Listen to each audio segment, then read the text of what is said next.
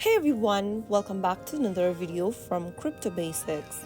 In this video, we will be learning how to lock your Solflare wallet.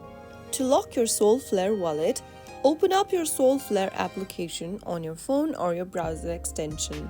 Once you're inside the home page, tap on the gear button at the bottom right-hand corner. Inside the settings menu, tap on Security and Privacy. Toggle on the switch for biometrics and then enter your wallet's passcode to enable biometrics on your wallet. Now click on Enable to quickly and securely scan your Face ID or your fingerprint.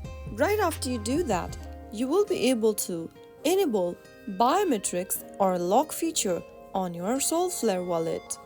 Once enabled the feature, it'll help keep your wallet secure by requiring a password or biometric verification to access it.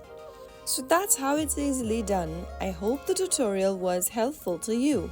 If it was, go ahead and give us a thumbs up. Don't forget to subscribe to the channel by hitting the subscribe button. Press the bell icon so that you'll never miss another upcoming upload from us. I will be back again in the next episode. Thank you for watching.